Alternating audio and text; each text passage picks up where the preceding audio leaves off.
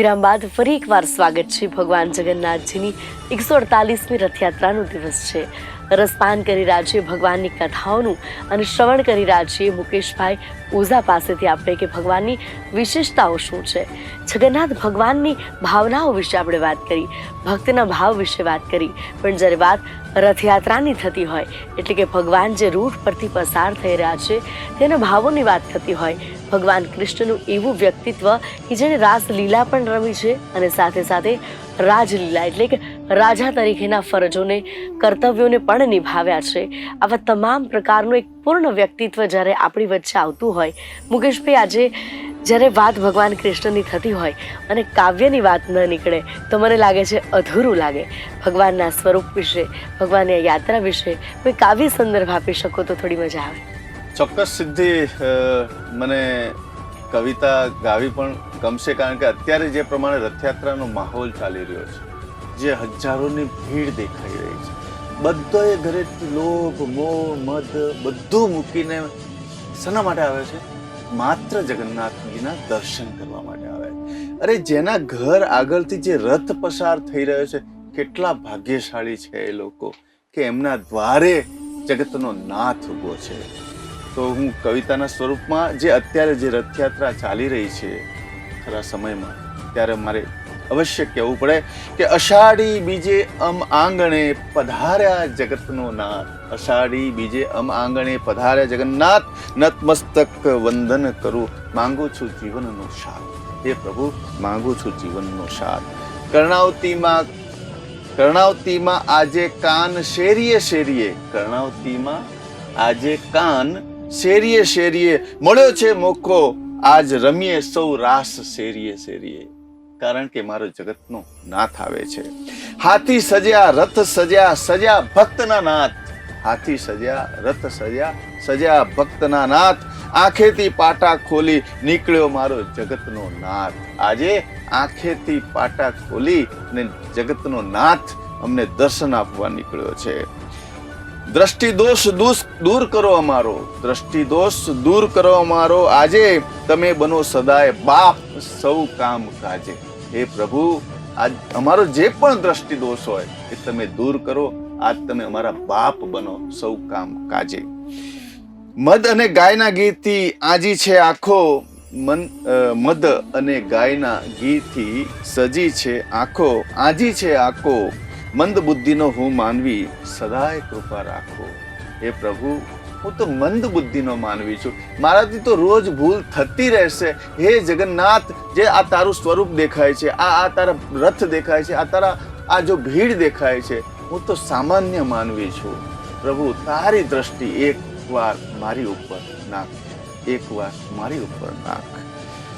ગુજરાત કે ભારતનો નથી આપ માપ, ગુજરાત કે ભારતનો નથી આપ માપ, સકલ વિશ્વ દર્શન થકી બન્યો તું જગન્નાથ.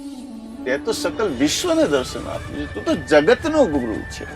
એટલે ગોરજ ઉડી બન્યો ગોધુલિક કાળ.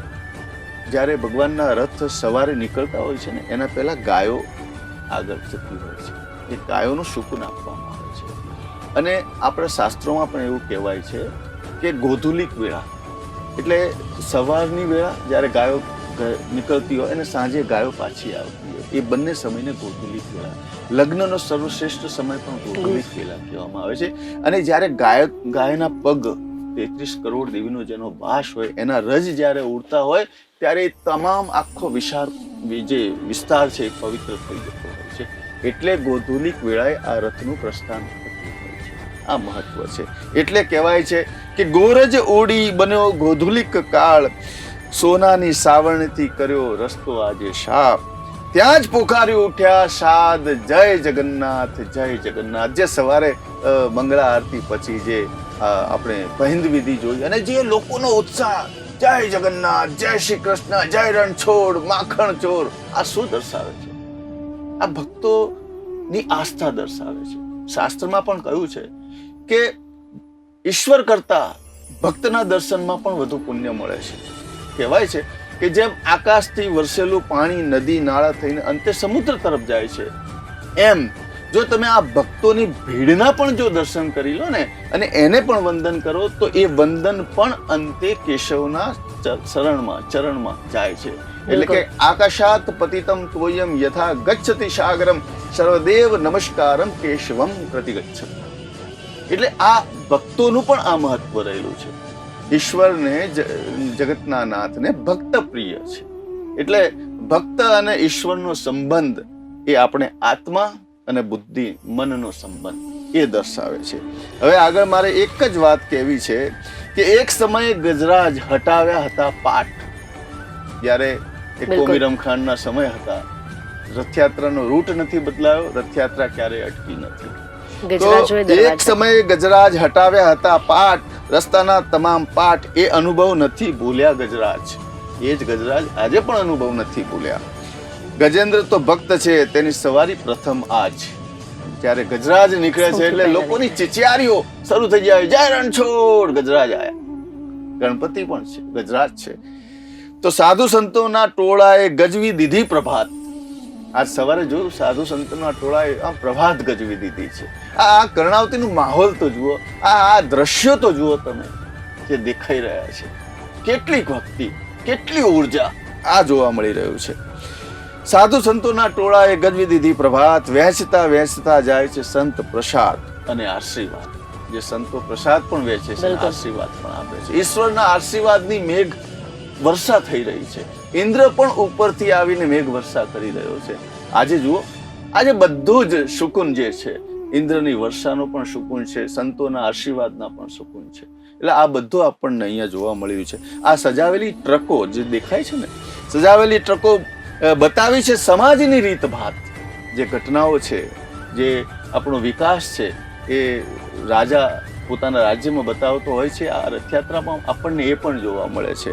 સજાવેલી ટ્રકો બતાવી છે સમાજની રીતભાત, ભક્તોનો માનવ મહેરામણ સૌ કરે છે ગુંજનાદ. પોળે પોળે બંધાયા સમિયાણા આજ. તમે જુઓ, દરેક પોળે નાકે નાકે તમે જુઓ મંડપ બંધાયા છે. કોઈ શરબત છે, કોઈ પાણી છે, કોઈ પ્રસાદ છે, કોઈ છાશ છે, કોઈ દૂધ છે. ભક્તોને આપવાનો આનંદ છે, ભક્તોને ખવડાવવાનો આનંદ છે. આ અમારા ગુજરાતનો સ્વભાવ છે. કારણ કે કાનુડો રાજા ક્યાંનો છે? ગુજરાતનો છે, અમારો છે. કૃષ્ણ અમારો છે, એટલે અમને આનંદ છે આ બધું પીરસવાનો. રૂડીબાઈ જે પ્રમાણે આજુબાજુથી લઈને રસોડા કરીને જગન્નાથનો પ્રસાદ ધરાયો હતો, આજે રૂડીબાઈના કારણે હજારો લોકો, હજારો કિલો પૂરી શાક બનતા હોય છે ને રૂડીબાઈના નામે આજે પણ સરોસ્પરમાં ગલીએ ગલીએ પંગત લાગીને ભોજન જમી રહ્યા. એ આ મહત્વ છે. સજાવેલી ટ્રકો બતાવી છે સમાજની રીતભાત, ભક્તોનો માનવ મહેરામણ કરે છે સૌ ગુંજનાદ. સ્વાગત સૌ કોઈ થકી થાય છે અને થાય છે હિન્દુ મુસ્લિમ એકતાની વાત. આપણા મુસ્લિમ વિસ્તારમાં પણ જાય છે અને મુસ્લિમ જે પણ બિરાદરો છે એ પણ રથયાત્રાનું સ્વાગત કરે છે. આ રહ્યું છે, આ સનાતન પરંપરા જળવાયેલી છે, એનો આનંદ છે. નેતા હોય કે અભિનેતા, લીધા છે ફૂલના હાર.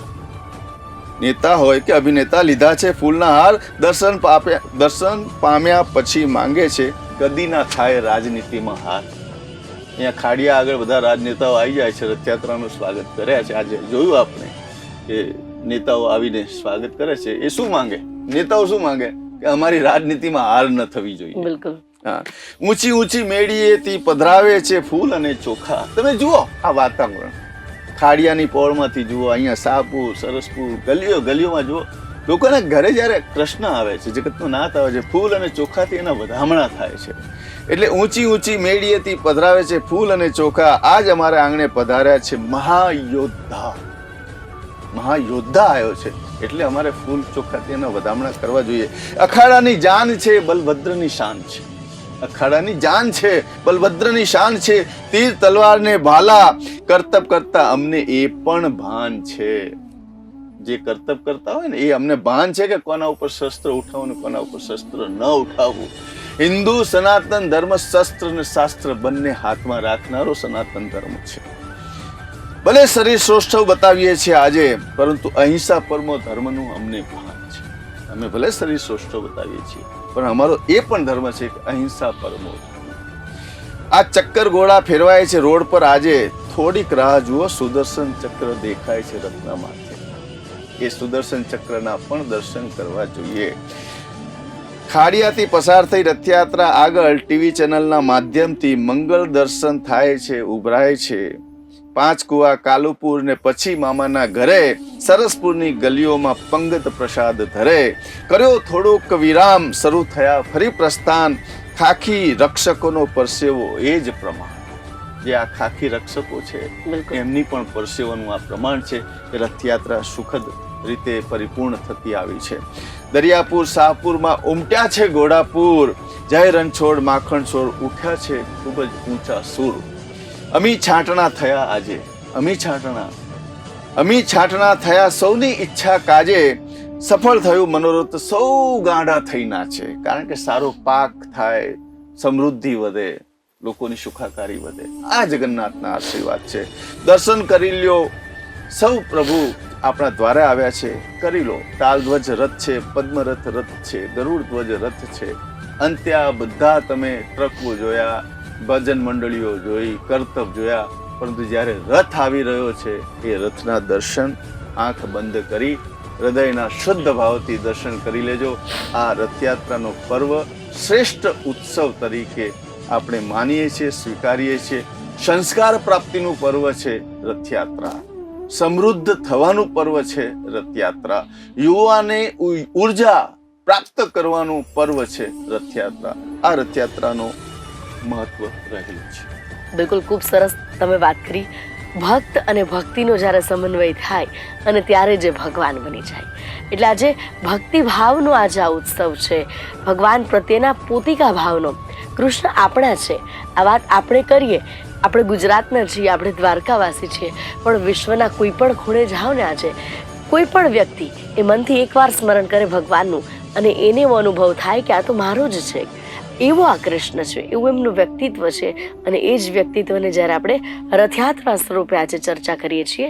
આપણે ખૂબ સરસ વાત કરી. એક સમયે ગજરાજોએ ખુદ મંદિરના કપાટ તોડી અને રથયાત્રાને પ્રસ્થાન કરાવ્યું હતું અને આજે પણ ગજરાજ સૌથી આગળ છે. ભગવાન પણ જળયાત્રાના દિવસે ગજવેશ ધારણ કરે છે. આટલું મહત્વ ગજરાજનું કેમ છે? ગજરાજના મહત્વની જો આપણે વાત કરીએ તો ગજરાજ એ ગણપતિનું પણ સ્વરૂપ છે. એટલે કોઈક શુભ કાર્યમાં પ્રથમ ગણપતિ હોય તો નિર્વિઘ્ન કાર્ય પૂર્ણ થતા હોય છે. વક્રતુંડ મહાકાય સૂર્યકોટિ સમપ્રભ નિર્વિઘ્નમ કુરમે દેવ સર્વ કાર્યેષુ સર્વદા. પરંતુ આ જે ગજરાજ છે એ નારાયણનો ભક્ત છે. ગજમોક્ષની એક વાર્તા છે અને શાસ્ત્રમાં ગજમોક્ષ જે પાઠ છે એના કરવામાં આવે છે. કોઈના જીવ પ્રાણ ન છૂટતો હોય કોઈ બીમારીમાંથી તો ગજમોક્ષના પાઠ કરે તો એના પ્રાણ સહેલાઈથી નીકળતા હોય છે અને મોક્ષ પ્રાપ્તિ મળતી હોય છે. એમાં મૂળ વાત એ છે કે એક હાથીનો પરિવાર એક સરોવર કિનારે જાય છે પાણી પીવા માટે. તો ત્યાં જે જડા નામનો એક મગર છે એ મગર હાથીનો પગ ખેંચી લે છે અને જ્યારે હાથીનો પગ મગર ખેંચી લે છે ત્યારે આજુબાજુના જે હાથીના પરિવારના છે એ લોકો છોડીને જતા રહે છે કે આ મગર તો અમને ખાઈ જશે. હવે મગર હાથીનો પગ પકડેલો છે. હવે હાથી વિસામણમાં છે કે હવે હું શું કરું? હવે આ તો મને ખેંચીને મારી નાખશે. મારા સગા સંબંધીઓ સાથ છોડીને જતા રહ્યા. ત્યારે હાથીએ શું કર્યું કે એ સરોવરની અંદર જે કમળ હતું એને સૂંઠ દ્વારા કમળ ઉઠાવી અને સૂંઠ ઉપર કરી અને નારાયણને યાદ કર્યા કે હે પ્રભુ તું મને બચાય, આ પુષ્પ હું તને અર્પણ કરું છું. અને એ જ્યારે ગજરાજ એ પુષ્પ નારાયણને અર્પણ કરે છે અને ભગવાન પ્રસન્ન થાય છે અને એ મગરનો વધ કરે છે અને એને મુક્ત કરે છે. આ પ્રમાણેની જે વાત છે આપણા પુરાણમાં, એટલે એને ગજયોગ કહેવામાં આવે છે અને ગજરાજ નારાયણના ભક્ત સ્વરૂપે પણ એને લેવામાં આવે છે. ત્યારે એને કીધું કે ભગવાન તમારી જ્યાં ઉપસ્થિતિ હશે સૌથી પહેલા હું આગળ રહીશ. આ મહત્વ પણ રથયાત્રા સાથે જોડાયેલું છે. બિલકુલ, ભગવાન ના દરેક સ્વરૂપ આપી જો ને આપણી સંસ્કૃતિ એટલી વિશાળ છે કે સર્વોપરી ઈશ્વર છે. જેમ ભગવાન ગજરાજની આપે વાત કરી, ગણપતિનું સ્વરૂપ છે એ નારાયણની પૂજા કરે. ભગવાન મહાદેવ એ રામ નામનો જાપ કરે અને એ જ રામ રામેશ્વરમાં શિવલિંગની પૂજા કરે. એટલે વિનમ્રતા, ભક્તિ, ભાવ, એકબીજાને આદર આપવાની વાત. સ્વરૂપ અંતર નવ ધરશો, ભોળા ભૂધર ને ભજતા ભવસાગર તરશો. રામ હોય કે કૃષ્ણ, બંને એક છે, એકમ એક સ્વરૂપ છે. ઓરિજિનલી કૃષ્ણ શ્યામ છે, કૃષ્ણ વ્હાઈટ છે, અને ઓરિજિનલી શિવ જે છે એ કાળા છે. પરંતુ શિવ કૃષ્ણની ઉપાસના કરે છે, શિવ નારાયણની ઉપાસના કરે છે, અને નારાયણ શિવની ઉપાસના કરે છે. એ બંનેની ઉપાસનાના કારણે નારાયણનો જે સ્વભાવ રંગ જે છે એ શિવમાં આવી જાય છે, અને શિવનો સ્વભાવ અને રંગ જે છે એ નારાયણમાં આવી જાય છે. એટલે મૂળ રૂપે કૃષ્ણ નારાયણ કાળા છે, એ અસર શિવની છે, અને શિવ ગોરા છે, એની અસર નારાયણની છે. બિલકુલ. આ એટલા માટે કહેવાય છે કે એકમ એક સ્વરૂપ અંતર નવ દર્શો ભોળા ભદરને ભજતા ભવસાગર. બિલકુલ, આ મહત્વ છે. બિલકુલ. ભક્તિભાવમાં એટલો રત થઈ જાય, જેમ આપે કીધું કે એનો રંગ પણ પોતે પામી લે, અને એટલી જ ઉત્કૃષ્ટ ભક્તિની જ્યારે અહીંયા વાત થતી હોય ત્યારે ભગવાન જગન્નાથજીના ભક્ત વિશેની જો કોઈ વાત હોય, એમના વિશેની કોઈ કથા હોય, એ પણ. એમ કહેવાય છે કે ભગવાન 15 દિવસ દ્વાર નથી ખોલતા, 15 દિવસ મંદિરમાં અંદર રહે છે અને બીમાર પડ્યા હોય છે. આપણી જે દંતકથા પ્રમાણે મંદિરમાં પણ એ દ્રશ્ય આપણને જોવા મળતા હોય છે. જગન્નાથપુરીના પૂનમથી લઈને આ રથયાત્રાના દિવસ પહેલા 15 દિવસ મંદિરના દ્વાર બંધ રહે છે. ભગવાન બીમાર પડ્યા છે. બીમાર કઈ રીતે? તો માધવદાસ નામનો એક અનન્ય વિષ્ણુ ભક્ત હતો, જે રોજ વિષ્ણુની ભક્તિ કરે અને એનું આખું સમગ્ર જીવન નિત્ય ક્રમે સંધ્યા કરતો એ ભક્ત પૂજા કરતો, સ્મરણ કરતો. પરંતુ એનો જ્યારે અંત સમય આવ્યો, એને ખૂબ જ ગંભીર બીમારી લાગી ગઈ અને શરીર કામ કરતું બંધ થઈ ગયું, પણ એના મુખેથી એક જ વસ્તુ નીકળે, જગન્નાથ જગન્નાથ જગન્નાથ જગન્નાથ, નારાયણ નારાયણ નારાયણ. હવે એ માણસ તડપી રહ્યો છે, પણ ભગવાનનું નામ નથી છોડતો. ત્યારે અહીંયા જગન્નાથ જગન્નાથ કરતા જગન્નાથજી ત્યાં સાક્ષાત આવે છે અને એની સેવા કરે છે. માધવદાસ એના વસ્ત્ર ચેન્જ કરે છે, એને શરીર શુદ્ધ સ્નાન કરાવે છે, એને દવા મલમ લગાવે છે, માલિશ કરે છે શરીર, અને એ લે છે. પરંતુ એને સમય નજીક આવે છે અને ત્યારે એને ખબર પડે છે કે હે નારાયણ પ્રભુ, આપ મારી સેવા કરી રહ્યા છો. અને તે આખી જિંદગી તું સ્મરણ કર્યું છે મારું, ખૂબ જ સારા ભાવથી તે સ્મરણ કર્યું છે, તો આ તારી જે બીમારી છે એ હું લઈ લઉં છું. અને 15 દિવસ સુધી એને એકદમ સ્વસ્થ બનાવે છે, અને એની જે બીમારી છે એ નારાયણ પોતે લઈ લે છે. એટલા માટે નારાયણ 15 દિવસ સુધી બીમાર રહે છે, ઘરની બહાર નીકળતા નથી. આ મૂળ વાત છે માધવદાસજીનું. દર્દ જે હતું એ ઈશ્વરે લઈ લીધું. આજે પણ જો આપણું દર્દ છે તો ખૂબ જ સારા ભાવથી આંખ બંધ કરી, કદાચ રૂમ બંધ કરી, એકલા પ્રભુને જો પ્રાર્થના કરો ને, તો તમારા પણ દર્દ નારાયણ લઈ શકે છે. આ મૂળ વાત. ખૂબ સરસ વાત મુકેશભાઈ આપણે કરી કે જ્યારે ભક્ત અને ભક્તિનો સમન્વય થાય અને ત્યારે જ એ જ ભગવાન બને, એ જ પરમેશ્વર બને, અને એ જ પરોપકારી કૃષ્ણ બને. એ ભગવાન હોય, રામ હોય, કૃષ્ણ હોય કે શિવ હોય, એમની સામે જ્યારે આપણે ખુલ્લા મન સાથે, અંતર્ભાવ સાથે જઈએ, આપણી આધિવાધી ઉપાધિને લઈને, અને આપણને માત્ર સુખ અને ઐશ્વર્ય આપે, એ જ્યારે ઈશ્વર હોય. ભગવાન કૃષ્ણની જ્યારે વાત થતી હોય, બાલ ગોપાલથી થઈ અને યોગેશ્વર કૃષ્ણ સુધીનું દરેક સ્વરૂપનું એક મહત્વ રહ્યું છે. ત્યારે ભગવાન જગન્નાથજીની જ્યારે વાત થતી હોય, એમનું સ્વરૂપ કેટલું નિરાળું છે. એમની આંખો આપણે જોઈએ, ભલે મૂર્તિ એ બનવાની અધૂરી રહી, પણ એમાં ભાવ સંપૂર્ણ છે, અને દરેકે દરેક સ્વરૂપ એક પ્રતિબિંબ છે. ત્યારે ભગવાનની આંખોને પાપડ પણ નથી. આવી જ વિશેષતાઓ મૂર્તિની છે. એના પાછળનું વિજ્ઞાન, એના પાછળનું કારણ શું છે? હરિ અનંત, હરિ કથા અનંત. જે પ્રમાણે હરિ છે એની કથાઓ છે, અનંત કથાઓ છે. સકલ બ્રહ્માંડ ના અધિપતિ છે. બ્રહ્માંડને જાણનારો જગતનો નાથ છે. આપણે તો સૂક્ષ્મ એક વાયરસ સમાન આપણું એક વ્યક્તિત્વ છે. ઈશ્વરને આગળ, ઈશ્વરને આધીન આપણે છીએ. પરંતુ જ્યાં વાત તમે કરી છે ભગવાન જગન્નાથના સ્વરૂપની, જે રથયાત્રામાં જે મૂર્તિ મુખાકૃતિ આપણને જોવાય છે, અને એ મુખાકૃતિમાં સૌથી વધુ મહત્વ જેને અપાયું છે, તો ભગવાનની જે આંખ છે એ આંખની અંદર 3 રંગ દેખાય છે. એમાં સફેદ રંગ, લાલ રંગ અને કાળો રંગ. જે સફેદ રંગ છે એ શાંતિનું પ્રતીક છે, દયાનું પ્રતીક છે. જે લાલ રંગ જે છે એ ઉર્જાનું પ્રતીક છે, જોશનું પ્રતીક છે, સકારાત્મકતાનું પ્રતીક છે. અને જે કાળો રંગ છે એ આક્રોશનું પ્રતીક છે, એ તમારે તલવારનું પ્રતીક છે, તમારી શક્તિનું પ્રતીક છે. કે જ્યારે અધર્મ માટે ધર્મ સાથે રાખીને લડવું પડે તો તમારે શસ્ત્ર અને શાસ્ત્ર ઉઠાવવા તૈયાર રહેવું પડે. અને એ ગુસ્સાનું પ્રતીક છે. એટલે ત્રણેય વસ્તુ, ત્રણ જે સંસ્કાર છે, ત્રણ ઋતુ છે, ત્રણ પ્રકૃતિ છે, એ આંખોમાં પણ છે, શરીરમાં પણ છે. આનો સીધો સંબંધ જગન્નાથજીની મૂર્તિની સ્વરૂપમાં દેખાઈ રહ્યો છે. આ વૈજ્ઞાનિક સમર્થન પણ છે, સ્વભાવ સમર્થન પણ છે, અને પ્રકૃતિ સમર્થિત છે. પ્રકૃતિ કોણ? રાધા એ પ્રકૃતિ સ્વરૂપ છે. બહુ ગંભીર વાત કહું છું. અને રાધા ને કઈ રીતે પ્રેમ કર્યો? જો આપણે પ્રકૃતિ સાથે દુર્વ્યવહાર કરીશું, ઝાડ, પર્વત, નદી, નાળા સાથે જો દુર્વ્યવહાર કરીશું તો આપણું પતન નિશ્ચિત છે. એમાં કોઈ શંકાને સ્થાન નહીં. ભગવાન જગન્નાથ, ઈશ્વર કૃષ્ણએ પ્રકૃતિ સાથે પ્રેમ કર્યો, અને પ્રકૃતિ સમાન મૂર્તિ એટલે રાધા. અને જે પ્રકૃતિના શરણમાં પડે છે, કૃષ્ણ રાધાના ચરણમાં પડ્યો હતો. એટલા માટે પ્રકૃતિનું સ્થાન ઊંચું. તમે જય શ્રી કૃષ્ણ બોલશો, ફળ નહીં મળે. એનાથી વધારે ફળ લેવું છે, રાધે કૃષ્ણ બોલો. કૃષ્ણ જલ્દી પ્રસન્ન થશે અને તમને એ પુણ્ય મળતું રહેશે.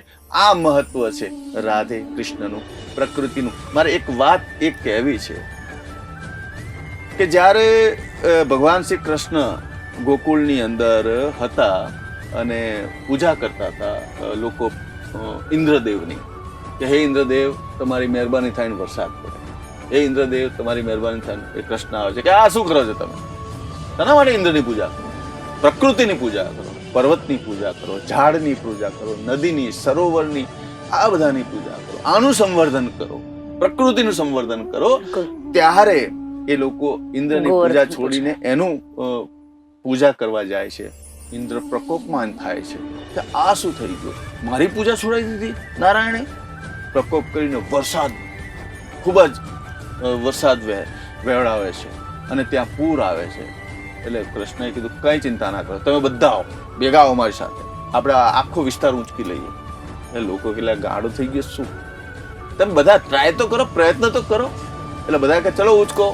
ને આખો ગોવર્ધન પર્વત ભગવાન કૃષ્ણ ટચલી આંગળી પર, લોકો કે તમે સપોર્ટ કરો, લોકો હાથ લગાવે છે અને ટચલી આંગળીએ એ પર્વત ઉઠાવે છે અને પ્રકૃતિની રક્ષા કરે છે. એટલે એ ગોવર્ધન ધારી કહેવાય.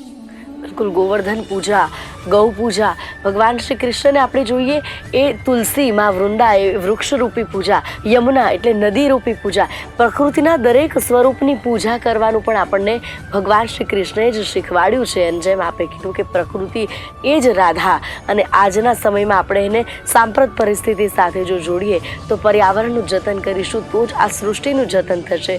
ખૂબ સુંદર મેસેજ પણ ભગવાનની ભક્તિ દ્વારા જ્યારે અહીંયા જતો હોય છે, ત્યારે એક નાગરિક તરીકે જ્યારે રથયાત્રામાં જોડાઈએ, આપણે ભગવાનના દર્શન કરવા માટે જઈએ, પ્રત્યક્ષ અથવા તો પરોક્ષ, ટીવી પર જોઈ રહ્યા છીએ અથવા તો આપણે ભગવાનને પ્રત્યક્ષ જઈ રહ્યા છીએ, મનોભાવ કેવો હોવો જોઈએ? કારણ કે એક મને એવું લાગે કે જ્યારે કૃષ્ણને પામવું હોય ને તો આપણી અંદર ગોપી ભાવ હોવો જોઈએ. એમ જગન્નાથના જ્યારે દર્શન કરવા જોઈએ ત્યારે આપણી અંદર કેવા મનોભાવથી ભગવાનના દર્શન કરવા, એના વિશે પણ દર્શકોને જણાવો. મારે યુવાનોને કહેવું છે, ભલે તમે ઈશ્વરને ના માનો, આ તમને ગપ ગોટાળા લાગતા હોય, આ તમને દેખાડા લાગતા હોય, પરંતુ તમારામાં જે વિકૃતિ આવી રહી છે, માનસિકતા બદલાઈ છે, એ કોઈ વિશેષજ્ઞને પૂછી જોજો કે આવનારા સમયમાં તમારી આ જ માનસિકતા, આ જ તમારી વિકૃતિ તમારા પતનનું કારણ થશે. જે પૂર્વજોએ આપણા ઘરમાં ધર્મશાસ્ત્ર, ભાગવત પુરાણ, મહાભારત એમની એમ નથી રાખ્યા, એને સમજવાનો પ્રયત્ન કરજો. જ્યારે કૃષ્ણ કોણ છે, કૃષ્ણને ઈશ્વરના ધતિંગ ન સમજતા, કૃષ્ણને પ્રકૃતિનું પ્રતીક સમજજો, ઈશ્વરનું પ્રતીક સમજજો. મંદિરો હજારો કરોડો વર્ષોથી બનાવ્યા છે, એ લોકો મૂર્ખા નથી. તમે એને સમજવાનો પ્રયત્ન કરજો. કેમ આપણે યોગની વાત કરીએ છીએ, આંખો બંધ કરીને યોગ કરીએ છીએ, યોગ શરીરનું બેલેન્સ કરાવે છે અને ધર્મ તમારું સનાતન સંસ્કૃતિનું જતન કરે છે. એટલે જ્યારે તમે ટીવીના માધ્યમથી જુઓ, સાક્ષાત જઈને જુઓ, મંદિરમાં જઈને જુઓ, મોબાઈલમાં જુઓ, રીલમાં જુઓ, જ્યાં પણ તમને ઈશ્વર દેખાય છે ત્યાં તમારો ભાવ શુદ્ધ કરો, આંખ બંધ કરો, માફી માંગી લેજો. આ દિવસ અષાઢી બીજનો દિવસનું બહુ જ મહત્વ છે. 64 કળાનો સ્વામી છે ભગવાન શ્રી કૃષ્ણ અને બીજ એટલે પ્રથમ કળા એ બીજની છે. એટલે આ દિવસ તમારે ક્ષમા યાચના કરવાનો દિવસ છે અને આ દિવસે દિલથી, હૃદયથી, પવિત્રતાથી મદ, મોહ, લોભ એકવાર ભૂલી જજો, દુશ્મન ભાવ ભૂલી જજો અને આંખ બંધ કરી, ભલે તમને કોઈ લોકો જોવે એવો ડર લાગતો તો દરવાજા બંધ કરી, રૂમની અંદર આવી આંખ બંધ કરી પ્રભુને યાદ કરજો, રથયાત્રાના સ્વરૂપને યાદ કરજો. કૃષ્ણ તમને જેવો દેખાય, લાલો દેખાય, મિત્ર દેખાય, યોગેશ્વર સ્વરૂપમાં દેખાય, ગોપાલના સ્વરૂપમાં, ગોવાળિયાના સ્વરૂપમાં, મુરલીધર સ્વરૂપમાં, અરે પ્રેમી કરતો પંખીડા જેવો માણસ તમને એ દેખાય, જે સ્વરૂપમાં દેખાય, અરે તમને અર્જુનનો સારથી દેખાય, તમને વિશ્વ દર્શન કરાવતો યોગેશ્વર દેખાય, જે સ્વરૂપમાં દેખાય, એકવાર આંખ બંધ કરીને જો તમે દર્શન કરી લેશો, આ શકલ જીવનનું જે ચરિતાર્થ છે, જે પુરુષાર્થ છે, જે પ્રારબ્ધ છે એ તમારું નસીબ બનાવશે. પરિવારમાં સુખ, શાંતિ, સમૃદ્ધિનું પ્રતીક રહેશે. આ ભાવના સાથે આવો જગન્નાથજીના રથને આવકાર આપીએ, ફૂલ, ચોખા જે હોય આપણે એ પધરાવીએ અને ત્યાં ન જઈ શકતા હોય, આજે ઘરમાં ભગવાન આવી રહ્યા છે, નવી ગાડીઓ તો છોડાવે છે રથયાત્રાના દિવસે, પણ એ ગાડીમાં જગન્નાથજીને લઈને આવો. મારા ઘરે આજે મારો નાથ આવ્યો છે એ ભાવ જો તમારા ઘરમાં પણ પ્રદર્શિત કરી દો, ઈચ્છા વ્યક્ત કરી લો, તો પણ નાથ તમારું સાંભળે છે અને એનાથી ઘરની અંદર ખૂબ જ મોટા પરિવર્તન આવતા હોય છે. ધર્મ પ્રત્યેની શ્રદ્ધા તમારા જીવનનું પરિવર્તન કરતી હોય છે. આ મહત્વ છે રથયાત્રાનું, આ મહોત્સવ છે ઉત્સવનું. ઉત્સવ એટલે શું? ઉત્સવ. અગર તમે ઉત્સવમાં નથી તો તમે મૃત્યુ સમાન, મરદા સમાન છો. અને જ્યારે મરદા સમાનમાંથી ઉઠ, સવ, હે સવ તું ઉઠ અને કંઈક કર, એટલા માટે ઉત્સવ બનાવવામાં આવ્યા છે. આ મહત્વ છે ઉત્સવનું. બિલકુલ, ખૂબ સરસ તમે વાત કરી અને આજે ભગવાન કૃષ્ણની વાત કરી રહ્યા છીએ. દર્શક મિત્રો, વાત અહીંયા એ જ છે કે કૃષ્ણનું જે વ્યક્તિત્વ છે, આજનો દિવસ જે લોકો ભક્તિ કરે છે તો ઉત્તમ છે, પરંતુ કદાચ ક્યાંક ને ક્યાંક આપણી સંસ્કૃતિ જેમ એક વૃક્ષ છે એના મૂળ જેટલા મજબૂત હોય અને ત્યારે જ એ વૃક્ષ ઘટાટોપ બનતું હોય, એમ આપણી સંસ્કૃતિ આપણું મૂળ છે. ભગવાન કૃષ્ણની વાત કરીએ તો એ કૃષ્ણનું વ્યક્તિત્વ માખણ ચોરી પણ શકે અને સુદામાનું ઘર ભરી પણ શકે. એ જ કૃષ્ણ ગોપીઓ નાહવા ગયે હોય ત્યારે એના વસ્ત્ર ચોરી પણ શકે અને એ જ કૃષ્ણ દ્રૌપદીના ચીર પૂરી પણ શકે. અને એ કૃષ્ણ જે ગોપીઓ સાથે રાસલીલા રાધા સાથે કરે અને એ જ કૃષ્ણ મહાભારતનું યુદ્ધ પણ લડાવી શકે. એવું આ વ્યક્તિત્વ છે. બાલ ગોપાલ હાથમાં લાલો લઈ અને નાની છોકરી રમતી ફરતી હોય અને એ જ કૃષ્ણના યોગેશ્વર સ્વરૂપની એની દાદી એની ભજના કરતી હોય. આવું વ્યક્તિત્વ આપણા ઘરમાં જેને જોયું હોય, એ જ મહાભારત, એ જ ગીતા અને એ જ રામાયણમાંથી આજે પણ આપણે શીખીએ, આજે પણ આપણે વાંચીએ. જીવનના એક એક ગુણ ડગલે ને પગલે ગીતામાં તમામ સાર છે એને પણ આપણે પામીએ, ત્યારે જ આ રથયાત્રાનો ઉત્સવ ખરા અર્થમાં સાર્થક બનશે. આવી જ ભગવાનની વાતો કરતા રહીશું. આપ જોડાયેલા રહેજો બી ઇન્ડિયા સાથે. નમસ્કાર.